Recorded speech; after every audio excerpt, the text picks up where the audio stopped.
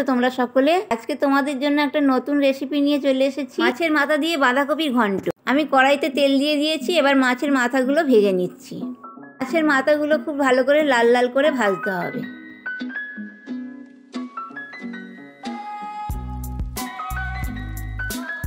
মাছের মাথাগুলো ভাজা হয়ে গেছে, এবার আমি তুলে নিচ্ছি।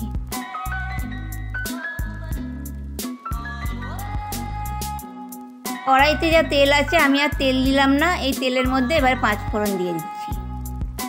এবার পেঁয়াজ কুচি দিয়ে দিচ্ছি। পেঁয়াজটাকে ভালো করে লাল লাল করে ভেজে নিলাম।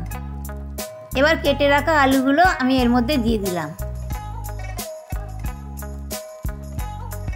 পেঁয়াজ আলু ভালো করে ভাজা হয়ে গেছে, এবার মটরশুঁটি দিয়ে দিলাম। মটরশুঁটি দেওয়ার পর এবার ভালো করে একটু কষিয়ে নেব। কষা হয়ে গেছে, এবার কেটে রাখা টমেটোটা দিয়ে দিচ্ছি।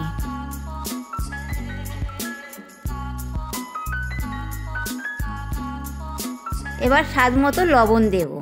এরপর দিয়ে দিচ্ছি হলুদ গুঁড়ো। এরপর দিয়ে দিচ্ছি ধনে গুঁড়ো, জিরে গুঁড়ো, লাল লঙ্কার গুঁড়ো।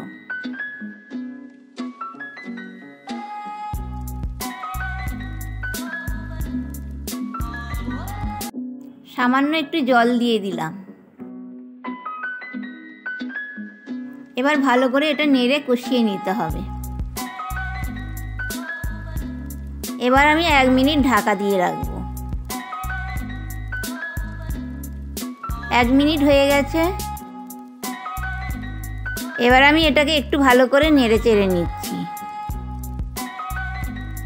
এবার কেটে রাখা বাঁধাকপিগুলো আমি কড়াইতে দিয়ে দিলাম।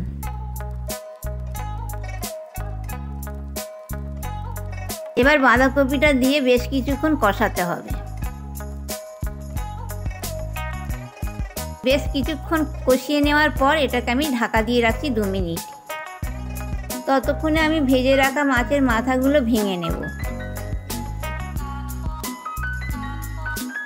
বাঁধাকপিটা সেদ্ধ হয়ে গেছে। এবার বাঁধাকপিটা আরও 1 মিনিট ভালো করে কষিয়ে নিতে হবে। বাঁধাকপি কষানো হয়ে গেছে, এবার ভেজে রাখা মাছের মাথাগুলো আমি দিয়ে দেব। এবার মাছের মাথাগুলো দিয়ে আরও 1 মিনিট ভালো করে কষিয়ে নেব। কষানো হয়ে গেছে, ছোট বাটির 1 বাটি জল দেব। জলটা দিয়ে কিছুক্ষণ নেড়ে চেড়ে নিয়ে 2 থেকে 3 মিনিট ঢাকা দিয়ে রাখবো। বাঁধাকপির জলটা প্রায় শুকিয়ে এসছে, এবার আর একটু নেড়ে চেড়ে নিয়ে শুকনো করে নেব।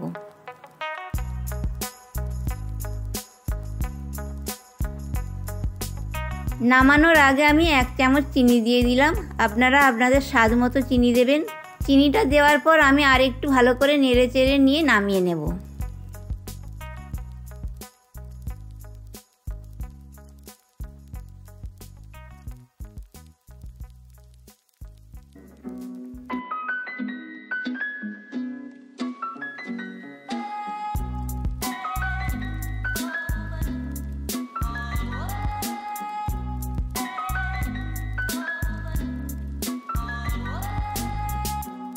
বন্ধুরা, তৈরি করে নিয়েছি মাছের মাথা দিয়ে বাঁধাকপির ঘন্ট। ভিডিওটা যদি ভালো লাগে তাহলে লাইক, কমেন্ট, শেয়ার করবে আর আমার চ্যানেলটাকে সাবস্ক্রাইব করতে ভুলবে না।